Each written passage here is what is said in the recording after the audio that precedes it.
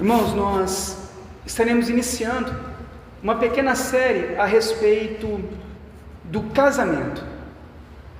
E eu estarei abordando ao longo das próximas semanas sobre esse assunto tão importante para nós, tão importante para a igreja. Por isso eu peço que vocês não negligenciem a palavra do Senhor, porque a palavra do Senhor, o autor de Hebreus diz que é como uma espada, e essa espada, ela é capaz de penetrar no mais profundo do nosso coração, para que possamos compreender a vontade do Senhor.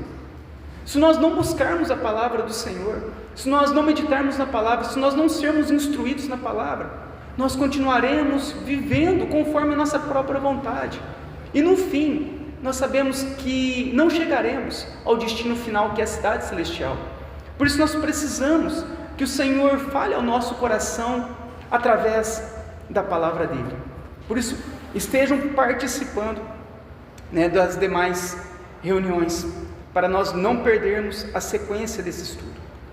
Então, o apóstolo Paulo, quem escreve essa carta, ele anteriormente, que nós já meditamos no capítulo 6, ele vai falar sobre a imoralidade sexual, que envolve desde a sensualidade, a forma com que a pessoa se veste, vive e apresenta o seu corpo neste mundo, até as relações sexuais ilícitas, como pornografia, prostituição, que seria a relação sexual sem ser casado, e adultério, que seria manter uma relação com outra pessoa sendo casado. Então o apóstolo Paulo, ele vai falar sobre isso, e ele vai chamar a igreja ao arrependimento. E ele então, no capítulo 6, versículo 13, ele diz que o nosso corpo não foi feito para a impureza, mas para a habitação do Senhor. Por isso ele diz no versículo 18 do capítulo 6, que nós devemos fugir da impureza. O sentido é que nós devemos deixar o pecado da imoralidade, o pecado da sensualidade, que havia se tornado um ídolo naquela geração, para então ir até Cristo, que seria o nosso porto seguro, o rochedo da nossa salvação. Então o apóstolo Paulo, ele diz: olha, irmãos, fujam da imoralidade, fujam do pecado imoral. Ali a palavra fugir no hebraico, no grego, ele dá a conotação de nós corrermos do pecado para um local seguro. Ao vermos o pecado, nós devemos o quê? Fugir daquele pecado, mas não apenas fugir daquele pecado, mas daquele pecado, daquele momento, daquela situação, nós irmos para uma situação a qual nos daria firmeza, que é Cristo. É como se a pessoa ela estivesse em um barco, e ela estivesse ali velejando naquele barco, mas daqui a pouco acontece que ele começa a ver aquela tempestade se formando em torno dele, e as ondas começam a serem altas, e começam a vir sobre o barco. E qual é a atitude dele? É ele fugir daquela situação de risco para um local seguro, lá para a praia, para um local firme. Então Paulo, ele fala essa mesma instrução para a igreja. Igreja, observe, irmãos, o mundo em que nós estamos vivendo, o mundo imoral, o mundo a qual vive na pornografia, vive na prostituição, vive na infidelidade, vive no adultério. Irmãos, fujam disso, corram disso e vão para Cristo, buscam a santidade, buscam Cristo, busquem Deus em seu coração. Então esse é o sentido em que Paulo diz aos irmãos, para que eles pudessem fugir daquela situação de perigo e fossem então a Cristo. No versículo 19 do capítulo 6, ele reforça essa ideia, falando que o nosso corpo, ele é santuário do Espírito Santo, e que agora nós pertencemos a Deus. Por isso, nós temos que glorificar a Deus em nosso corpo, da forma em que nós vivemos. Então é isso que o apóstolo Paulo ele vai falar no capítulo 6, mostrando para nós que nós pertencemos a Deus e que Deus ele habita em nossa vida. Por isso nós devemos fugir do pecado, sairmos do pecado e irmos até Deus, porque agora nós pertencemos a Deus. Então, além dos relatos feitos por alguns irmãos desses problemas que estavam acontecendo na igreja, então Paulo ele recebe os relatos nessa carta antes de escrever ela, e esses relatos diziam esses problemas que estavam acontecendo. Mas além desses relatos, o apóstolo Paulo também recebeu uma carta escrita pela própria igreja, pedindo algumas instruções, e dentre essas instruções relacionadas ao casamento. E diante desse tema tão relevante para nós hoje, que é o casamento, eu estarei então fazendo essa pequena série, e eu estarei falando sobre casamento ao longo dessa série, sobre divórcio, sobre novo casamento, sobre família e criação de filhos. E hoje em especial nós trataremos sobre o que é o casamento. E no capítulo 7 então Paulo vai responder essas dúvidas a respeito do casamento. Provavelmente, irmãos, o casamento ele tem sido a instituição mais atacada em nossa sociedade, atacada pela mídia secular, atacada pelas ideologias, pelas escolas, pela sensualidade e a imoralidade da nossa geração, sendo atacadas também pela ação de Satanás e pelo próprio coração do homem que se rebelou contra Deus. Então nós vemos que o casamento ele tem sido atacado por todas as áreas, de todas as formas. A sociedade ela é formada por famílias, e as famílias elas se iniciam com o casamento. Então como se forma uma sociedade? A sociedade ela é formada por diversas famílias.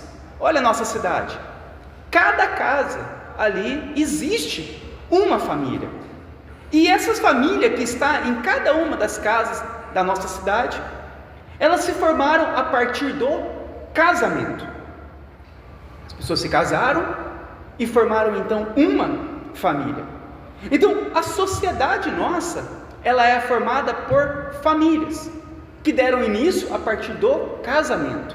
E a igreja, ela é formada da mesma forma por famílias.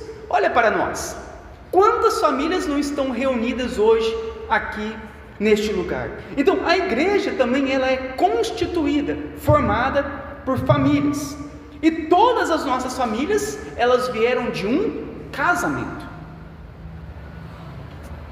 E hoje a nossa sociedade, o sistema desse mundo, o que eles querem? Destruir os casamentos. Porque se destruir os nossos casamentos, automaticamente atingirão toda a nossa sociedade. Automaticamente atingirão também a igreja de Cristo. Olha a importância do casamento. Ao sermos atacados no nosso casamento, isso vai influenciar toda uma sociedade, toda uma cidade, inclusive a igreja onde nós congregamos.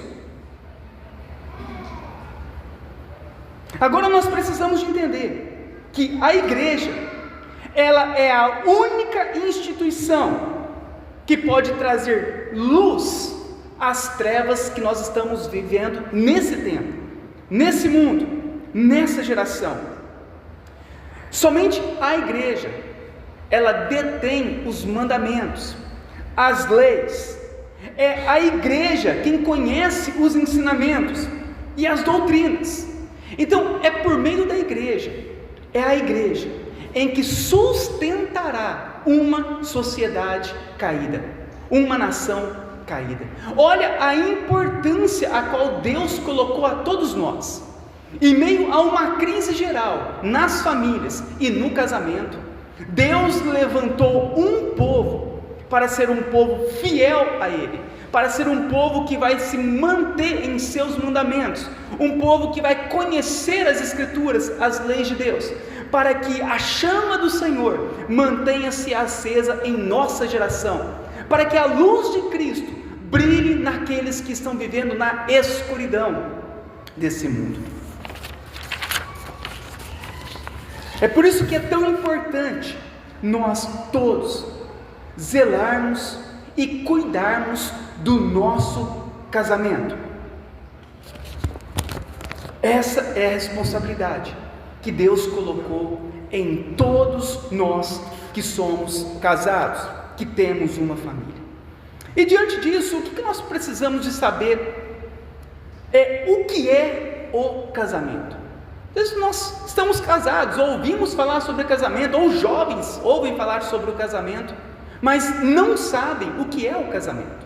E o que é o casamento? O casamento, a definição, é uma aliança de companheirismo, ou seja, é uma promessa pública e formal, feito por um homem e uma mulher, um ao outro, que os leva a uma união matrimonial, tornando os dois, ambos, uma só carne, destinado então a proporcionar um companheirismo de vida multidimensional, ou seja, que abrange todos os aspectos de nossa vida. Então o casamento, ele é uma aliança de companheirismo, a qual essa aliança, ela é formal, ela é uma aliança verdadeira, é uma aliança feita diante de Deus e dos homens, a qual os dois se tornam uma só carne. E agora, esse matrimônio, ele vai abranger a vida comum de ambos, vai abranger a vida por completa, em todos os aspectos, daqueles que se casaram, dessa família. Então isso é o casamento, é essa aliança de companheirismo, é você ter uma pessoa para ser seu companheiro ou sua companheira durante toda a história da sua vida nesse mundo, e que esse companheirismo, ele vai ser algo que vai envolver toda a sua vida, até que a morte os separe. E como deve ser o casamento? Quais são os 4 princípios mais importantes do casamento? Primeiro, o casamento, ele deve ser feito entre um homem e uma mulher. O casamento na Bíblia, ele é heterossexual. A nossa geração está sendo atacada nessa área. Nós estamos sendo confundidos nos pensamentos, nos entendimentos, na nossa caminhada por este mundo, porque a palavra pecado significa errar o alvo. Todos nós somos pecadores, ou seja, todos nós erramos continuamente o alvo. Nós temos, infelizmente, enquanto nós estamos aqui, essas lutas para mantermos firmes em Cristo. E diante disso, imagina uma sociedade então à parte de Cristo. Eles erram por completo a sua vida. Então, ao invés de obedecerem a Deus, cumprirem os mandamentos de Deus e seguirem a vontade do Senhor, eles acabam indo por caminhos diversos. Mas quando Deus criou, em Gênesis 2:24 diz assim: por isso, deixa o homem pai e mãe e une-se à sua mulher. Então o casamento é entre um homem e uma mulher. O casamento, ele também deve ser monogâmico, deve ser entre um homem e uma mulher. Ter mais de um cônjuge chama-se adultério, e é pecado. Em 1 Timóteo 3,2 diz assim: que o homem seja esposo, que o presbítero, que o bispo, que o pastor, que um homem, ele seja esposo de uma só mulher. Então o casamento é entre homem e mulher, mas entre um homem e uma mulher, somente entre um, não é entre vários. Eu caso com um, mas eu relaciono com outro e com outro. Olha a bagunça que está nesse mundo. Se você falar que você é fiel ao teu marido ou à tua esposa, hoje você é criticado por este mundo. Eles criticam a monogamia, mas a Bíblia diz que é somente uma mulher, somente a mulher para um esposo. O casamento ele também tem como princípio ser monossomático. Os dois que se tornam um. Duas pessoas que se tornam uma só carne. Como diz em Gênesis 2:24. Tornando-se os dois uma só carne. Então o princípio do casamento é que duas pessoas agora se tornem uma só pessoa. Outro princípio do casamento é que o casamento ele deve ser feito com pessoas que confessam a mesma fé. Olha o que Paulo diz em 2 Coríntios 6,15. Que harmonia existe entre Cristo e o maligno? Ou que união pode haver entre o crente com o incrédulo? Então o casamento ele deve ser feito com pessoas que professam a mesma fé. Então, esses são os 4 princípios do casamento: heterossexual, um homem com uma mulher; monogâmico é um homem para uma mulher para um homem; monossomático, 2 agora se tornando um, e com pessoas que confessam a mesma fé, com cristãos verdadeiros. E qual o propósito do casamento? Por que existe o casamento? Por que Deus estabeleceu o casamento? A nossa confissão de fé, ela distingue 3 propósitos principais, não somente a nossa confissão, mas como também a confissão de Westminster. Ele diz assim, que o casamento, o primeiro propósito, quando a gente fala sobre casamento, nós vimos o que é o casamento, que é essa união de companheirismo. Nós vimos o princípio dos casamentos, como rege os princípios do casamento. E agora, qual o propósito? Por que existe o casamento? Por que Deus instituiu o casamento? O casamento, ele foi primeiramente ordenado para o auxílio mútuo entre o marido e a mulher. E o que seria esse auxílio mútuo? Ele envolve a vida sexual, a vida vocacional, ou seja, o trabalho, a dedicação, a responsabilidade que agora terão. Ele envolve a parte verbal, ou seja, requer diálogo, conversa, nós devemos ouvir um ao outro.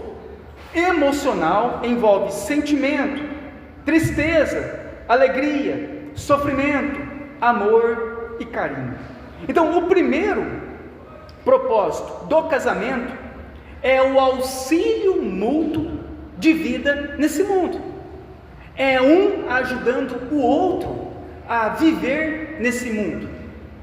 E dentre esses auxílios, então envolve o quê? A área sexual. Um foi feito para o outro. Então o homem, ele busca o seu prazer na sua esposa, e a sua esposa busca então o seu prazer no homem, no marido. Mas não é somente isso, é também a parte vocacional. O casamento, ele requer o quê? Responsabilidades. Ele requer dedicação, ele requer trabalho. Não é apenas casar e agora ficar sentado no sofá e agora descansar e dormir. Não é isso. O casamento, ele tem responsabilidades, tem dedicação, requer o empenho de ambos daqueles que são vocacionados. Por isso que o casamento, ele é uma vocação. São pessoas que entendem o que estão fazendo, e há essa vocação, há esse chamado, há essa responsabilidade dentro do casamento. Também a parte verbal do casamento. Quando uma pessoa se casa, o auxílio mútuo é também na parte de relacionamentos de diálogo. é quando o marido e a esposa, eles têm um momento de conversar, um momento de um ouvir o outro. Então, o princípio do casamento requer isso, né? As mulheres gostam mais de conversar, os maridos são mais calados, gostam mais de ouvir. E diante disso, nós precisamos estarmos atentos a isso, e nós ouvirmos as esposas falarem, né? Darmos valor, valorizarmos aquele momento, não deixarmos passar de qualquer forma, fala muito, deixa falando e vai embora, passa, não. E precisa de haver esse diálogo entre o marido e a esposa, precisa de haver essa conversa. Quantas pessoas que casam e já não se sentam mais à mesa para conversar? Não tem diálogo no casamento, não tem diálogo na família, esfria-se. Alguém vai conversar, o outro não tem tempo para ouvir.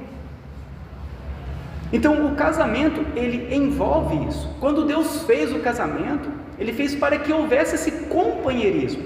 Então é necessário, dentro do casamento, da instrução do casamento, haver essa parte verbal do homem e da mulher, o momento em que os dois estarão conversando, dialogando, trocando ideias, se relacionando verbalmente.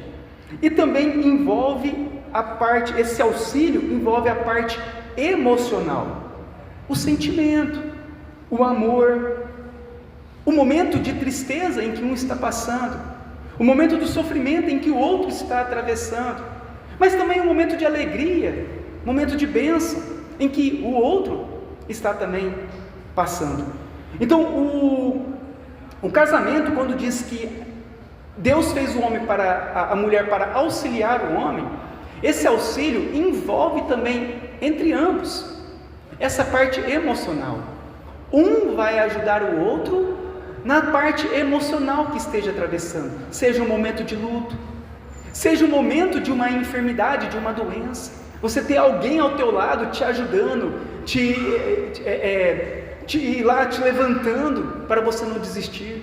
Seja um momento em que você perde o teu emprego, momentos difíceis na sua finança, há uma pessoa, esse convívio emocional da esposa ajudando o marido, ou do marido ajudando a esposa, nesses momentos difíceis em que passam, e nos momentos de alegria, em que também atravessa, de ambos estarem lá juntos, compartilhando também desse momento.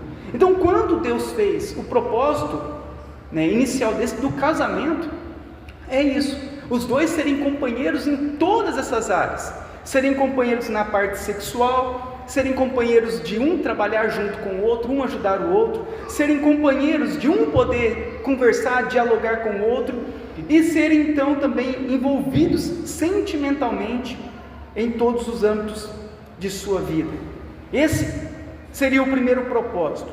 O segundo propósito do casamento é a propagação da humanidade por uma sucessão legítima, ou seja, envolve ter filhos e criá-los na disciplina e na admoestação do Senhor, como diz em Gênesis 1:28, sede fecundos, multiplicai e enchei a terra. Então, a propagação da humanidade, ela faz parte do casamento. Olha a importância de nós casarmos e de nós termos uma sucessão de filhos legítimos em nossa descendência, em nossa geração.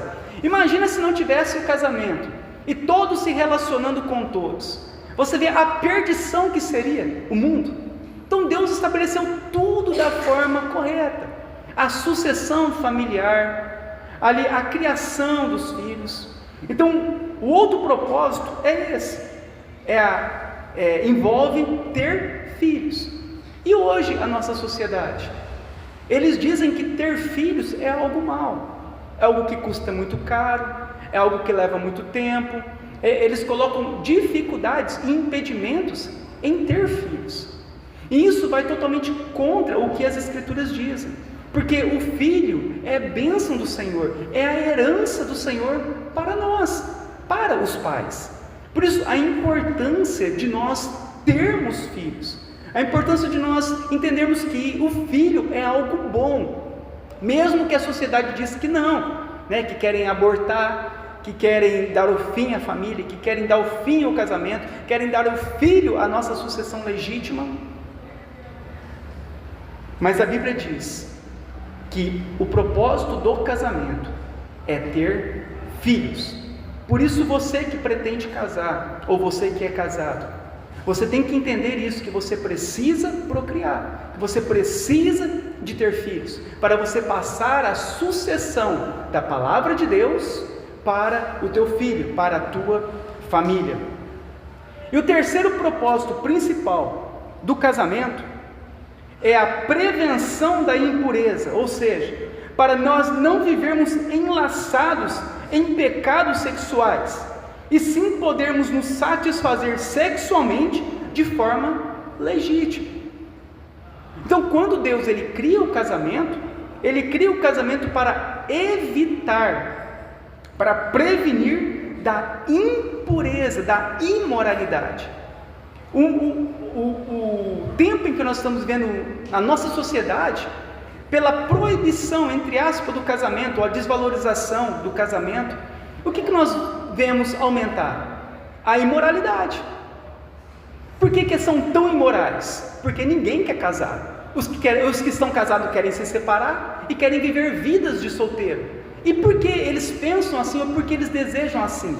Porque eles querem ser imorais. Eles querem buscar a imoralidade sexual nesse mundo. Se todos, imagina agora, olha a situação que nós estamos vivendo, é que muitas vezes nós não sabemos, mas muitas vezes, numa noite, tem pessoas que se relacionam com várias pessoas numa única noite. Pessoas que chegam diante, ao tempo seu de vida, que já se relacionou com milhares de pessoas sexualmente durante a sua vida. Agora imagina, se todos obedecessem o que Deus instituiu, o casamento. Imagina como que seria o nosso mundo, se todos fossem casados, e que se todos obtessem somente prazer em sua esposa e em seu marido. Como não seria a nossa sociedade? Não seria totalmente diferente ou transformada? Por isso a importância do casamento, para que nós nos prevenimos de nós cairmos em algo que não vai preencher o nosso coração, e pecados que não têm fim.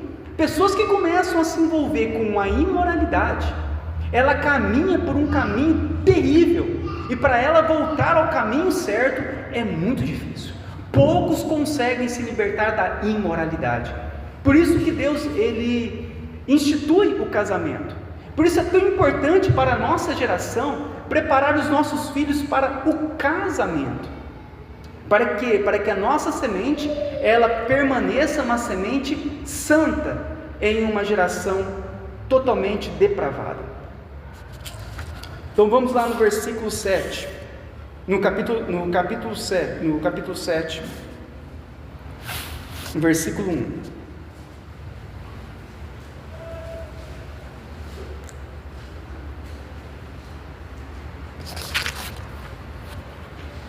Quanto ao que me escreveste, agora nós já vemos Paulo ele mudando, né? Porque no capítulo 1 ele fala que ele foi informado pelos da casa de Cloe.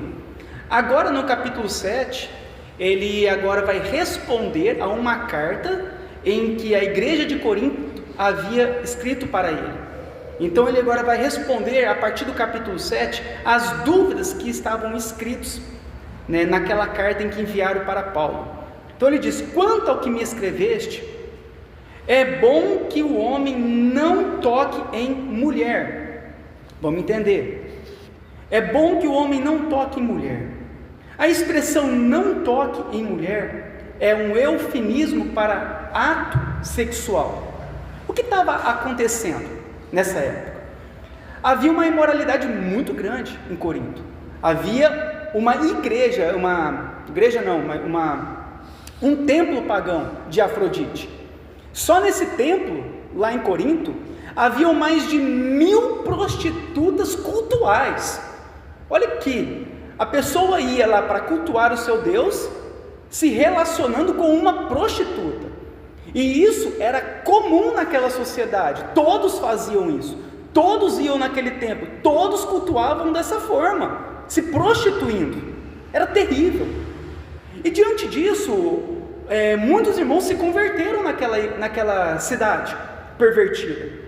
E o que acontecia? Que aparentemente um grupo de crentes em Corinto se levantou contra a imoralidade reinante na cidade, e eles então começaram a defender o celibato, e declararam esse estado como normativo para o restante dos cristãos locais, dos cristãos daquela igreja. Esses coríntios então diziam que não era bom que um homem tivesse relações sexuais com uma mulher. Então, quando é que diz no versículo 1, que diz assim: ao que escrevestes, então escreveram para Paulo, é bom que o homem não toque em mulher. Isso era o que eles estavam falando na igreja, implantando na igreja por causa da imoralidade sexual daquela cidade. Então eles diziam: olha, o melhor para nós, para essa igreja nessa cidade, é que ninguém mais se envolva em pecados sexuais, que todos nós busquemos agora a abstinência total sexual e o celibato para todos os irmãos da igreja. Então essa era a ideia, tamanho a terrível coisa que estava acontecendo nessa parte imoral naquela cidade. Segundo o teólogo Walter Bauer, a expressão é bom, ela significa, no entendimento deles daquela época, que o celibato era moralmente bom, que o celibato agradava a Deus e que o celibato contribuía para a salvação. Então esse era o entendimento, diante da loucura daquela imoralidade, diante daquela queda, daquela devassidão daquela sociedade. Eles começaram então a impor sobre a igreja o celibato total. Nós vamos ser diferente, ninguém mais vai se relacionar com uma mulher ou a mulher com o homem. Mas para Paulo, apesar de Paulo ele não ser contra o celibato, essa não seria a única e nem a melhor maneira de se resolver o grande problema da imoralidade que havia envolvido até aquele momento os cristãos. A melhor maneira de se resolver o problema da imoralidade sexual em uma sociedade pervertida seria fazer conforme o ordenado desde o princípio por Deus. Se as pessoas levassem a sério as suas responsabilidades e a pureza do casamento e honrassem o juramento diante das testemunhas e de Deus, isso que estava acontecendo não estaria acontecendo naquele momento. Então Paulo ele vai agora mostrar a respeito disso, que a forma com que eles estavam abordando esse pecado, essa imoralidade, Paulo ele vai mostrar para nós que não seria de repente a melhor forma ou a única forma de combater aquela impureza sexual. Então no versículo 2 ele vai dizer assim: mas por causa da impureza, cada um tenha a sua própria esposa, e cada uma o seu próprio marido. Então o homem ele deve possuir uma esposa, e a esposa apenas um homem, e eles deveriam abandonar as suas práticas imorais, porque elas eram contrárias às leis da criação. Então a ideia aqui de Paulo é que agora que eles se converteram, ao invés de colocar um celibato para todos, o que eles deveriam fazer é voltar aos princípios da criação. Ou seja, o marido ser esposo de uma mulher e abandonar essa prática de prostituição, de ir em templo pagão. E a mulher é a mesma coisa, abandonarem suas práticas de prostituição e voltarem-se somente ao seu marido. Então como se resolve o problema de imoralidade em uma sociedade? É eles se voltarem novamente para desde o princípio da criação. Cada um tenha apenas o seu cônjuge como parte do seu corpo através do casamento. Então, da mesma forma ao nós nos convertermos ao Senhor, nós também devemos abandonar as nossas práticas imorais, e novamente voltarmos ao Senhor e nos arrepender dos nossos pecados. Nós não podemos ter como padrão a sociedade em que nós moramos, porque é uma sociedade caída, é uma sociedade sem Deus, é uma sociedade sem as leis de Deus. Mas nós que recebemos a palavra do Senhor, o que nós devemos fazer? Corrigir os nossos erros, nos arrepender dos nossos pecados, e agora fazermos conforme a vontade do Senhor. É assim que Paulo espera que a igreja prossiga, obedecendo agora a Deus, os mandamentos de Deus.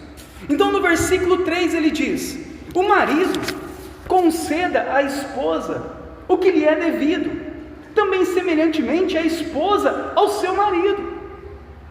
Conceda ao que é devido. O que significa? Dentro do casamento, nós temos obrigações e deveres. Em especial aqui, Paulo estava tratando sobre a parte sexual. Mas dentro do casamento, não envolve somente a parte sexual. Talvez não seja esse o nosso grande problema para nós. Mas quando diz conceda o que é devido, é a obrigação que nós temos de conceder uns aos outros, todas as áreas que permeiam a nossa vida, do nosso relacionamento, tanto a parte que envolve a parte vocacional, como a parte que envolve a verbal, como a parte emocional. Quando aqui Paulo diz, olha, conceda a cada um aquilo que é devido, nós então temos algo que nós devemos fazer a nossos esposos, os maridos, e as esposas fazerem ao marido. Existem deveres dentro do casamento, existem coisas que nós devemos cumprir dentro do nosso casamento, e devemos conceder isso um ao outro. Na parte sexual nós devemos conceder um ao outro. O corpo do homem pertence à esposa, deve ser concedido à esposa, pertence a ela. Da mesma forma, o corpo da esposa, da mulher, ela pertence ao marido. Conceda um ao outro. Nós devemos entender isso, que devemos obedecer ao Senhor e conceder mutuamente um ao outro, os cônjuges. Devemos também conceder nessa parte da nossa vocação, das nossas responsabilidades. Existem coisas que o homem deve fazer, existem coisas que a esposa deve fazer, e ambos devem fazer buscando isso, os seus deveres dentro do casamento. Existem deveres no casamento, nós não podemos viver uma vida de qualquer forma, sem compromisso, sem responsabilidade. Hoje os casamentos não têm responsabilidade, ninguém tem responsabilidade diante de nada. E quando Paulo fala, você precisa de conceder. Há uma responsabilidade na função do marido e há uma responsabilidade na função da esposa. E um precisa de conceder ao outro diante dessas responsabilidades. Na parte verbal, há uma responsabilidade de diálogo, um com o outro. Nós não podemos ficar sem conversar. Não podemos ficar à parte, cada um dormindo em um local, cada um vivendo em um local. Se um chega na sala, outro sai, vai para a cozinha, se outro está na cozinha, sai, vai para... Nós não podemos viver dessa forma. Nós devemos viver, tem que haver essa reciprocidade na parte do diálogo, na parte verbal, do homem ouvir a esposa. Quando eu falo ouvir, é ouvir mesmo. Mas a esposa fala, entra por aqui, sai por aqui. A esposa dá a orientação em algumas coisas, passa pelo homem, o homem ouve, e o homem não pratica, não coloca em prática aquilo que está sendo muitas vezes colocado como dever nosso diante daquela situação. Talvez a mulher, ela vê algo de errado, que é dever do homem fazer aquela situação, corrigir aquela situação, ou tomar aquela decisão, e o homem apenas escuta, mas ele não para refletir e não faz conforme ele deve fazer. Da mesma forma a esposa, Então, nós precisamos de entender isso, conceder a cada um aquilo que lhe é devido, e na parte emocional também, o amor, o carinho, você sentar junto, fazer suas refeições juntos, estar ali junto com a esposa, com o marido, e não viver cada um separado, cada um almoça num horário, cada um dorme num horário, cada um vive de um jeito, sem o sentimento, sem a parte emocional, sem o amor, sem o carinho. Então nós devemos conceder um ao outro aquilo que é dever nosso para com o nosso cônjuge. No versículo 4 diz assim: a mulher não tem poder sobre o seu próprio corpo, e sim o marido. E também semelhantemente o marido não tem poder sobre o seu próprio corpo, e sim a mulher. Então, quando nós nos casamos, nós nos tornamos um só corpo com o nosso cônjuge. Então o nosso corpo passa a pertencer à nossa esposa, e o corpo da esposa passa a pertencer ao marido. Por isso que nós não podemos agir como se nós fôssemos solteiros. As pessoas se casam e elas continuam vivendo como se fossem solteiros na nossa sociedade. Nós não podemos continuar vivendo como vivíamos antes, pensando como antes, agindo de forma egoísta ou individual, porque agora os dois se tornaram uma só carne. Você se tornou um com o seu marido, um com a sua esposa. Então agora você tem que viver dessa forma, agir como casado. A Bíblia diz que o marido, ele deve amar a esposa como Cristo amou a igreja, e assim mesmo se entregou por ela, e que a esposa deve ser submissa e respeitar o marido. Então Deus estabeleceu princípios dentro do casamento, e nós devemos obedecer esses princípios. Por isso que a Bíblia, ela proíbe o casamento misto,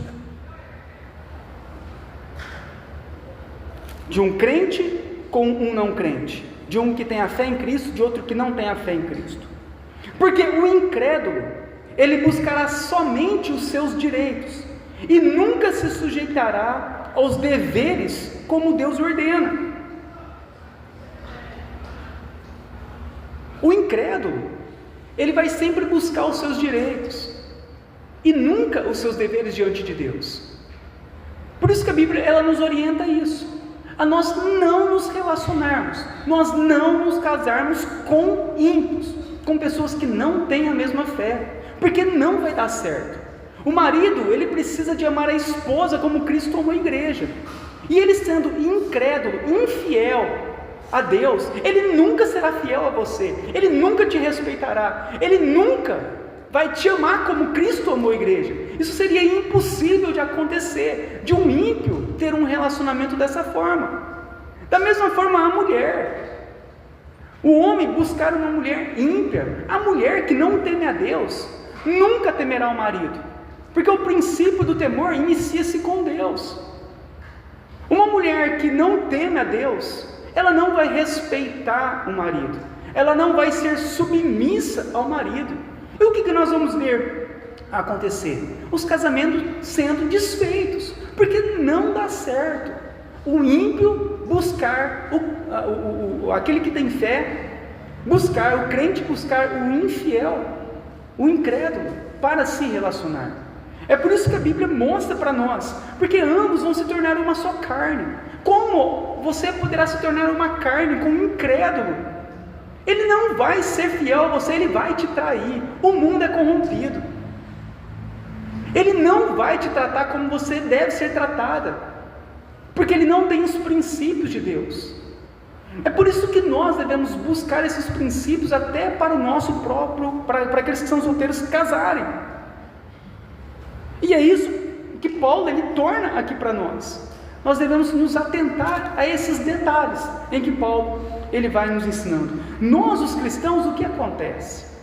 Nós vamos amadurecendo a nossa fé, muitas atitudes nossas vão sendo transformadas, mas do ímpio não. a tendência do ímpio é cada vez mais endurecer o coração.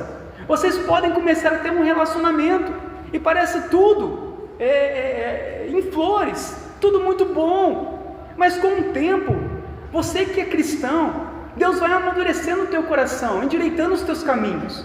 Mas para o incrédulo, o coração dele só será cada vez mais duro, e o caminho dele somente mais pervertido, mais distante do Senhor, e no fim não dará certo. Então no versículo 5 ele diz: não vos priveis um ao outro, salvo talvez por mútuo consentimento, por algum tempo, para vos dedicar à oração e novamente vos ajuntarem, para que Satanás não vos tente por causa da continência. Então Paulo aqui, ele vai dizer o quê? Que o cristão, ele não pode privar da relação a esposa e nem o marido. A privação da relação sexual só pode acontecer entre marido e esposa se for por mútuo consentimento, se for por um pequeno espaço de tempo e se for para dedicar à oração. Somente nesse caso isso poderia acontecer. Caso contrário, não permita o afastamento de suas relações com o seu marido. E Paulo ele vai falar a respeito disso. Ele vai lembrar o quê? Que Satanás, aí mesmo no versículo 5, que Satanás, ele está atento e observando o nosso casamento. Por trás da tentação, sempre está lá a ação maligna de Satanás. Por isso nós não devemos desprezar a parte espiritual do nosso casamento e achar que os problemas são normais, que os pecados são normais, que todo mundo erra e que eu então não preciso de me comprometer com a verdade. Não. Paulo ele fala: se atenta, porque por trás de tudo isso existe uma ação maligna querendo destruir o teu casamento. Isso é importante também para nós, para a igreja, nos atentarmos diante de todas essas situações. Muitas vezes passamos por conflitos no nosso casamento e a pessoa não se atenta, que ela está sendo tentada pelo maligno, que ela recebeu dardos inflamados em sua mente, que ela está andando e fazendo conforme não a vontade de Deus, mas conforme a vontade de Satanás. O apóstolo Pedro escreveu que o diabo, o vosso adversário, anda em derredor, bramando como um leão, buscando a quem possa tragar. Essa abstinência sexual, Paulo ele vai tratar no versículo 6, falando que isso, quando ele diz aqui, isto vos digo como concessão e não por mandamento, ele já explica que essa concessão de ficar sem essa relação por um tempo, isso é uma exceção na vida, e não pode ser tratado como um mandamento, ou seja, como algo frequente na vida do cristão. Até isso Paulo fala, né? Porque o que acontecia? Muitas vezes a pessoa ela já estava distante, já não queria se relacionar com a sua esposa, aí ele já tratava disso: já que eu não quero me relacionar, eu vou dar essa desculpa, eu vou estar fazendo toda semana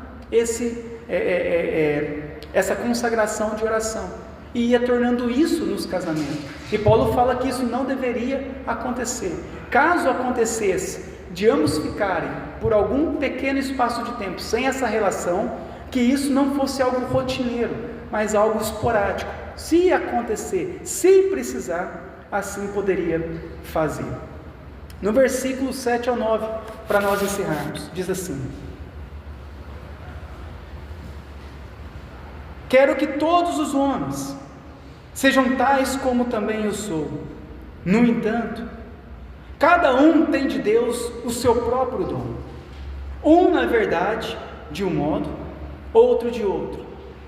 E aos solteiros e viúvos digo que lhes seria bom que permanecessem no estado em que também eu vivo. Caso, porém, não se dominem, que se casem, porque é melhor casar do que ficar abrasado. Nós não sabemos se Paulo era solteiro, se Paulo era viúvo, ou se a esposa de Paulo, caso ele tivesse, o havia abandonado na sua conversão.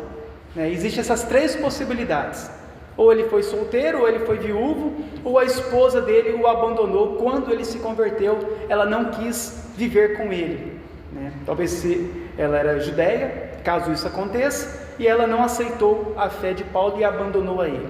Mas diante da situação imoral de Corinto, Paulo aconselha que seria melhor se os solteiros e viúvos da igreja de Corinto permanecessem assim como ele. Mas ele reconhece que nem todos têm esse dom de permanecer solteiro sem cair no pecado sexual. O celibato, a pessoa ela não se casar, é um dom espiritual e é um dom legítimo na área sexual. Existem pessoas que não foram chamadas para o casamento. Tem pessoas que não foram chamadas para o casamento, mas para se dedicarem ao Senhor, para serem missionários, evangelistas e terem mais tempos disponíveis para a obra de Deus. Então existe esse chamado, da pessoa ela permanecer solteira sem casar. E em tempos de crise e de moralidade na sociedade, o celibato é uma forma de enfrentar os desejos carnais, como estava acontecendo naquela época. Paulo, ele propôs isso: olha, aos solteiros, aqueles que estão viúvos, olha como que está o mundo, olha a situação do mundo, daquela época, daquela sociedade. O melhor seria vocês permanecerem da forma com que vocês estão. Vão buscar o Senhor, vão se consagrar ao Senhor. Paulo, ele dá essa opinião dele, essa instrução dele. Mas por outro lado, nós também vemos o apóstolo Paulo dando diversas instruções e falando a respeito das bênçãos do casamento, e que o casamento foi sempre uma forma ordinária e principal da sociedade viver de uma forma que agrade a Deus. Então o conselho que Paulo estava dando à igreja é que eles permanecessem da forma em que eles estavam, diante da imoralidade daquela cidade. Mas se eles não tivessem o dom do celibato, se eles pegassem: não, mas Danilo, eu não quero ficar solteiro, eu quero casar. Então, se eles tivessem o desejo do casamento, o que Paulo fala? Paulo fala então que é melhor se casar do que viverem abrasados. Nem todos têm o dom do celibato, poucos têm, mas alguns têm. Mas que, como o modelo padrão da sociedade que nós temos, é que o homem, juntamente com a mulher, forme uma família e tenha filhos. Então Paulo ele vai tratar essa primeira parte desse capítulo a respeito disso, do casamento, da família. A conclusão diante disso que nós estudamos hoje: primeiro é o conselho que eu dou aos solteiros. O casamento na Bíblia, ele é considerado algo muito sério e que tem muitas responsabilidades, tanto diante de Deus, como diante do cônjuge, como diante de toda a sociedade. Não é algo simples e fácil de lidar. Não é algo simples casamento, pois é a união de duas pessoas completamente diferentes, que vêm de famílias diferentes e com costumes diferentes, e que os dois se tornarão uma só carne, que passarão a maior parte da sua vida juntos, compartilhando das mesmas coisas, do mesmo convívio e do mesmo espaço. Então o casamento é algo muito sério. Tem que se pensar muito antes de casar e com quem está casando, com quem você pretende casar, para que isso não se torne uma tragédia na sua vida, para que isso não seja uma destruição da sua vida e uma destruição da sua descendência. Mesmo assim, diante de todas essas lutas que teremos no casamento, o casamento é uma grande bênção de Deus, que deve ser valorizado e honrado. Mesmo diante de todas essas coisas que nós teremos que enfrentar, principalmente em nossa geração, ao casarmos, continua sendo uma grande bênção de Deus. E é importante lembrar para os jovens que algumas pessoas, alguns de vocês solteiros, provavelmente serão mais felizes em permanecerem sozinhos do que casando. Agora, para aqueles que estão casados, todos nós que estamos casados precisamos de alinhar o nosso casamento conforme escrito na Bíblia. Será necessário nós sermos humildes para assumir os nossos erros diante do nosso casamento. Muitas vezes nós construímos um casamento todo errado, estamos vivendo tudo errado e queremos que no final dê certo, e não vai dar certo. É por isso que Paulo ele fala para nós: há instrução sobre a família, há instrução sobre o casamento, para que corrijamos enquanto há tempo. Então nós vamos ser humildes e falar: realmente, eu estou fazendo errado, eu não estou me comportando da maneira correta, eu não estou agindo da maneira correta. Isso é necessário para nós, para fazermos então conforme Deus nos ensina. Será necessário o amor altruísta, que é a negação de si mesmo para amar ao outro, sem querer nada em troca. Isso é o casamento, é o companheirismo. É você então querer amar o outro sem que o outro mereça e sem que você tenha nada para receber em troca. É você se entregar para amar o outro, assim como Cristo fez. Cristo ele não espera nada de nós, Cristo apenas se entregou por nós. Ele não queria fazer uma troca: eu vou fazer isso para ele fazer isso para mim. Não, foi uma troca. E esse é o casamento. É você se entregar à tua esposa, é você se entregar ao teu marido, mesmo que não mereça, sem esperar nada em troca. É um verdadeiro amor. Esse é o amor do casamento. Esse é o verdadeiro companheirismo. Então será necessário a nossa mansidão, o nosso domínio próprio, o fruto do Espírito Santo diante dessa situação. Ou seja, será necessário termos Deus em nosso casamento. E diante disso, irmãos, é uma noite para nós iniciarmos essa reflexão sobre o nosso casamento. Como está o teu casamento? Como está a tua vida com o teu marido? Você que é jovem, como você pretende ou pensa se relacionar no futuro? Você que está se relacionando em namoro, como que você está vivendo esse relacionamento? Será que é a aprovação de Deus? Será que está em acordo com as Escrituras? Será que está dentro dos princípios de Deus? Porque é algo tão sério. A Bíblia compara o nosso matrimônio, o nosso casamento, como um casamento entre Cristo e a igreja. É algo santo.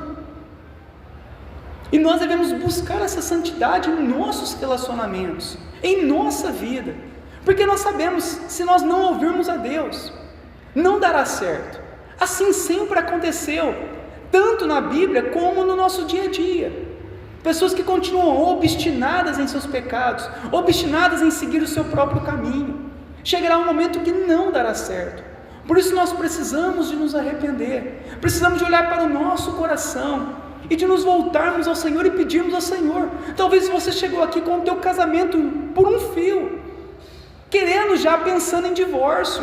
Meu irmão, é tempo de restaurar esse casamento por meio da palavra de Deus, de nos arrependermos e entender que essa não é a melhor maneira de se resolver uma situação, mas sim ir a Deus com graça e pedir a Ele: Senhor, ajude-me, ajuda a minha esposa, ajuda o meu marido. Que nessa noite você possa estar orando diante disso, para que Deus nos ajude.